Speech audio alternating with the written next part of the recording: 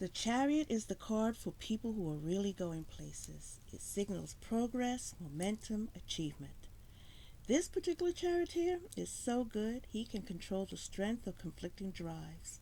One black, one white, each pulling in different directions without reins or even a harness. Let's see Ben-Hur do that. Then again, Ben-Hur didn't have to worry about his horses running away or turning around and eating him. Mischance, Infinite Roads to Knowing. Blackmail, a classic. The video camera in the crystal ball was a nice touch. Say what you will about my mother, it wouldn't be anything worse than I'd say. The lady was original. Now I knew what the camcorder cassettes in the office had been for.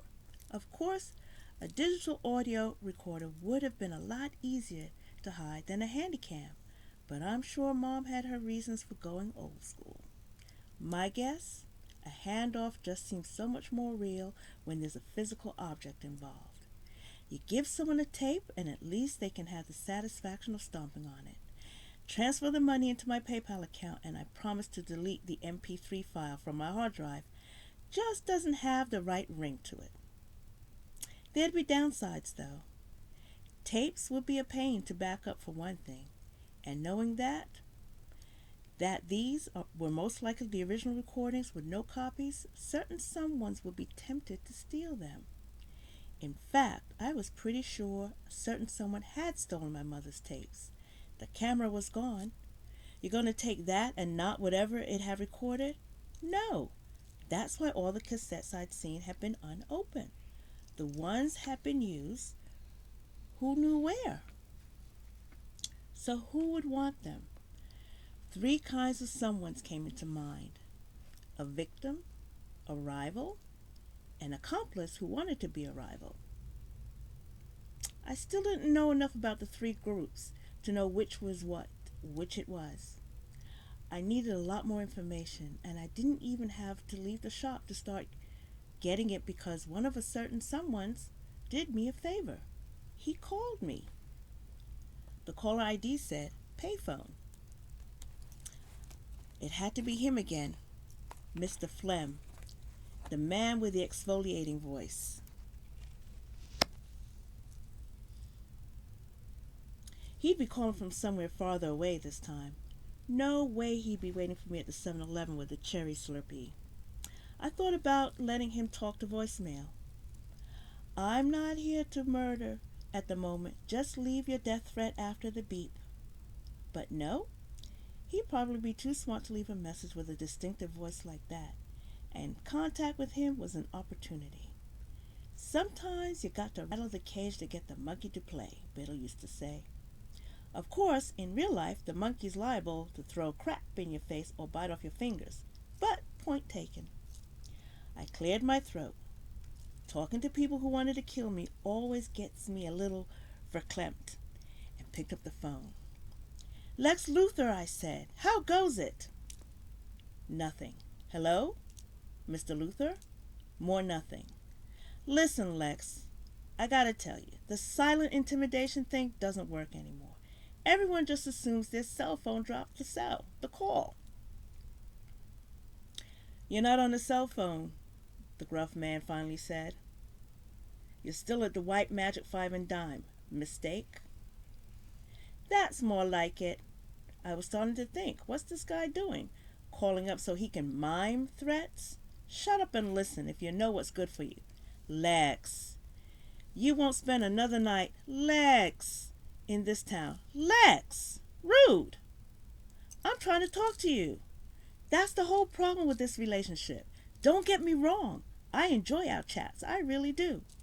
All those light bulbs you've been eating have totally paid off because, man, do you have a voice for menacing phone calls. But our conversations are so one-sided. Let's have a little give and take, huh? Get to know each other. Me first. I'm a Leo. I love piano, rock, and reggae. I don't eat meat, but I can't stand tofu. My favorite movie is The Goonies, and I didn't kiss a boy until I was 20. Now, your turn. I know you're not a member of the Hair Club for Men, and you were at the 7-Eleven around the corner yesterday as a welcome wagon. You leave a lot to be desired, but beyond that, I'm in the dark. You think I'm joking with you? No, Lex, I don't. You think I'm not serious? I think you're very serious, Lex. I'd just like to know why. Come on, open up. What's your beef with me? I'm a reasonable person. Help me see things from your perspective, and maybe you'll get what you want.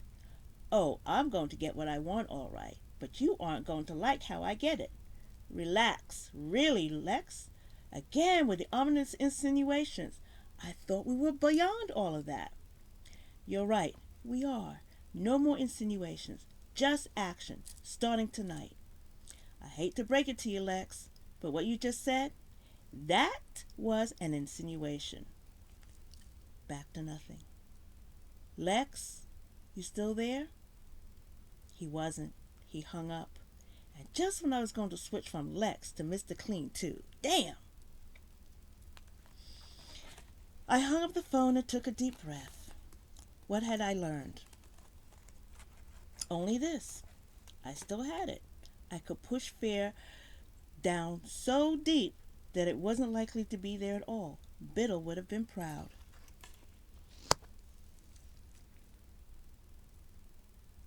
It wasn't the kind of information I'd been angling for, but it was good to know. As long as I was feeling fearless, I decided to go get another cup of coffee. Detective Logan had told me that Kathleen, the blonde glaring death at me from behind the coffee shop espresso machine, was the gossip queen of the county with a thing for cops. As if it never occurred to him that I'd be back in the place within the hour to get all the local dish he'd been holding back. Silly man. Kathleen didn't seem glad to see me. I smiled. I thought I should come back and pay for a cup, I said. I noticed I got the last one free. Yeah, you did. Cappuccino again?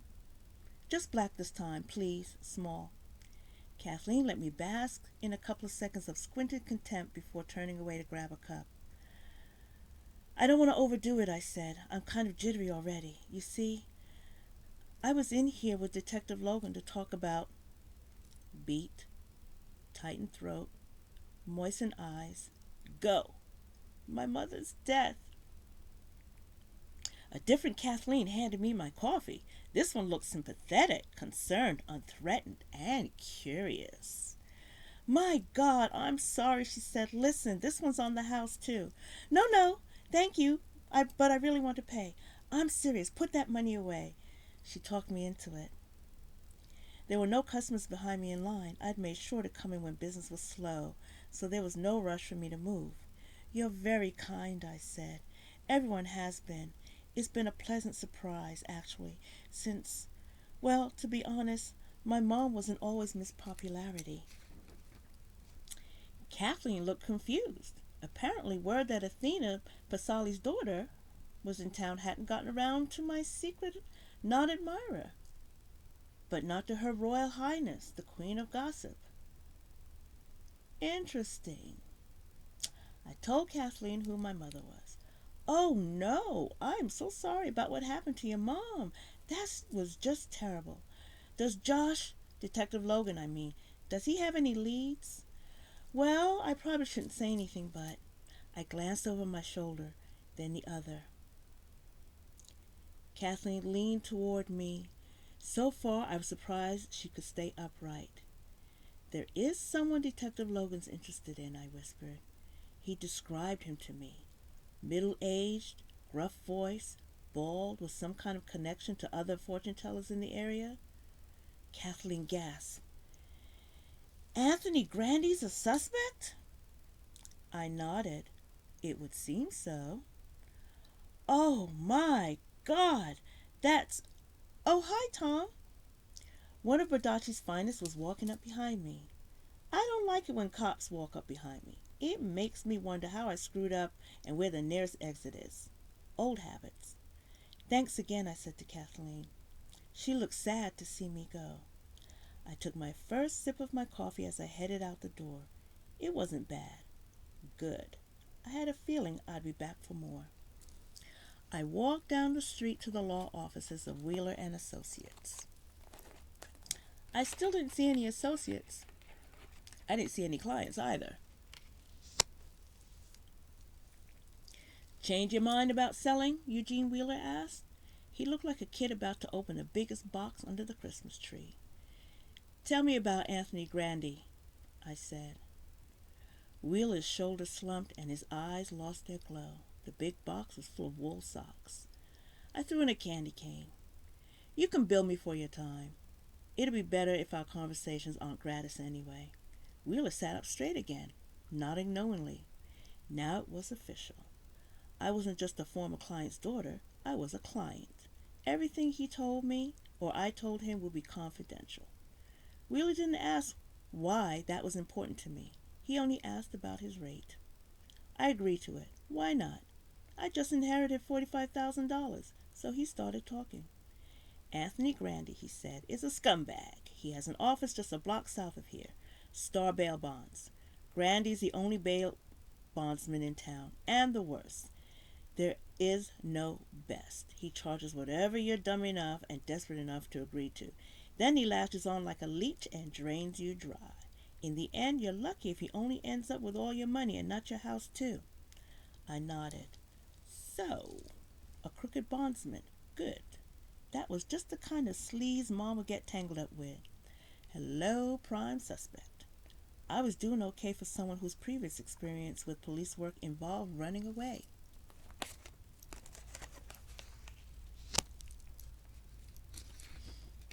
Sounds like you've had mutual clients, I said. We used to. If I have a client in that kind of trouble now, I tell them to call Sweet Freedom Bail Bonds in Sedona. You might not get out of jail fast, but you won't have a bloodsucker on your back either. Sometimes people don't take my advice. Then they're not my clients anymore. Usually they listen, though. Grandy must love you. Wheeler shrugged. He wouldn't go out of his way to pull me out of a wood chipper. Would he go out of his way to push you in? If he thought he could get away with it, but it wouldn't be out of spite. Everything with him is about money. Do you know if he ever did business with my mother? No idea. Would he have some reason not to like her? Not a clue. What if I told you he'd been making threatening phone calls? To you? Yes. To your cell phone? To my mother's place from payphones. And you're sure it's him? Does he sound like Mo the bartender with laryngitis? What? Does Grandy have a rough, gravelly voice? Yes. Then it's him. In that case, I would advise you to go to the police immediately. I did that. Kinda, sorta. What does that mean? It means I mentioned it, but that's as far as I want to go. You didn't file a report? No. Why not? Not my style. Wheeler raised his thick-grained eyebrows. I didn't elaborate. Okay, Wheeler said. Then I think you should consider this. Arizona has some of the most liberal gun laws in the country, and by liberal I mean anything goes. You could be packing heat within the hour. Packing heat isn't my style either. Maybe you should think less about your style and more about your safety. Excuse me? No police reports? No guns? Any other advice? Well, if you won't take steps to protect yourself, then you should probably find a new place to stay. Let's fix this a little bit. Run away? Remove yourself from harm's way. Don't forget, though, Grandy's a bail bondsman. He knows how to find people and get at them. I don't know what kind of threats he's been making, but unless you go far, far away, you're going to find out whether or not he means them. Are you trying to scare me? I'm trying to warn you. I spent a moment sizing up Wheeler. Again, he looked like every Kiwanis member you've ever met. Big doughy pillar of community. A lot of those pillars are rotten inside, though. Believe me, I've seen respectable people do things that would shock Genghis Khan. Wheeler knew I was Athena Pasala's daughter. He knew I was staying at the White Magic Five and Dime. He wanted me to sell the place and cut him in for a slice of the price. And, according to him anyway, he had business dealings with a ruthless scumbag who started sending me RSVPs to my own murder. Yeah, was right. Change of subject, I said. What do you know about Clarice Stewart? Absolutely nothing, including who she is. That's weird. She's a 16-year-old kid. Apparently she'd been living with my mother for years now.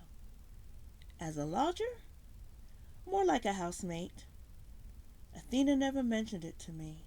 So there's nothing about Clarice in the will? No. Like I've been telling you, everything went to you. I hummed again. It's not that out of the ordinary, Wheeler said. I've seen it a million times. Someone's nephew forgets to send a Christmas card, and wham, he's out of the will. Or your best friend keeps that jet ski he borrowed just a little too long, so he's not your best friend anymore. And then, when you dive drunk into Apache Lake and never come up for air, the houseboat goes to your cousin twice removed instead of him. You hadn't seen your mother in years, right? Right. Well, maybe that's why she suddenly decided she needed a will. She and Clarice had some kind of falling out, and she wanted to make sure the girl didn't get anything if she died. Maybe she was even afraid Clarice would. Wheeler cut himself off. There's really no use speculating, he said. Let's keep going anyway. Just for one more second. Do you think my mother told anybody about the will?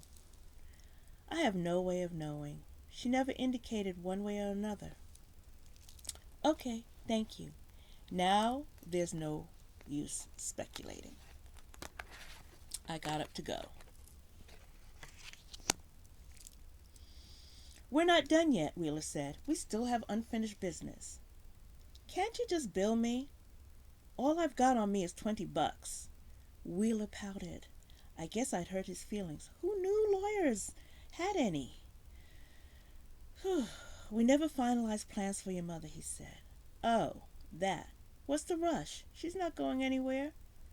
Actually, she is. To a crematorium picked by the county, unless you make other arrangements. They can't fire up the oven till the autopsy's done, right? That's right. Then I still got time to think about it. You can't rush these things, you know. What to do with your mother's remains is a big decision. I tapped my lower lip and looked thoughtful as I walked out of Wheeler's office.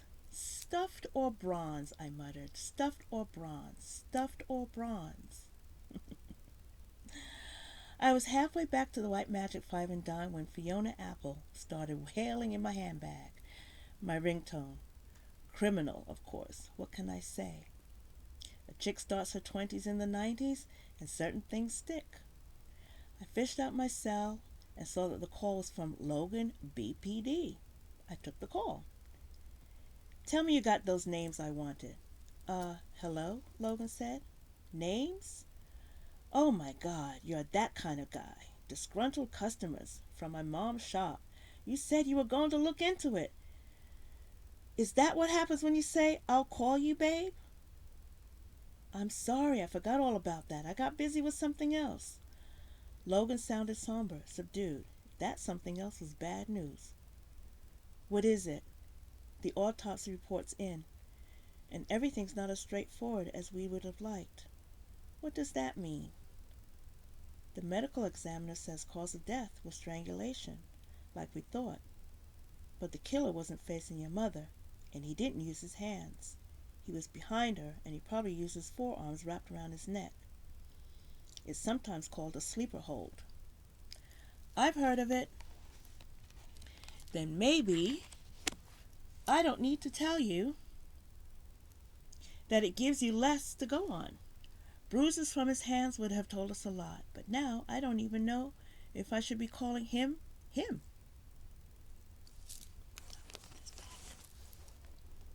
Oops. Okay. And it's harder to fight off someone who's behind you like that. So it's a lot less likely the killer ended up with wounds we can look for now. I've been hoping for it, and me will give me enough info for a warrant. We could have had this wrapped up by the end of the day if we were lucky. Unfortunately, we weren't. So, the autopsy's a dead end. Pretty much. I wondered for a second why none of this bothered me. A second was all it took. I hadn't been counting on the autopsy to wrap everything up nice and neat anyway. This was my mother. There wasn't going to be anything nice and neat about it. Thanks for letting me know, Detective, I said. Now, do you think you can get me those names? Logan sighed. There's one more thing, something else the ME found. It doesn't help me any, but I thought you'd want to hear about it. She had "I heart my daughter" tattooed on her ass, I almost said. I went with "all right" instead. There were signs of recent weight loss and jaundice, so the ME expanded the scope of his examination, just to be thorough. Yeah, and? It looks like your mother had pancreatic cancer, Logan said. If the killer had just waited a few months, it would have done the job for him.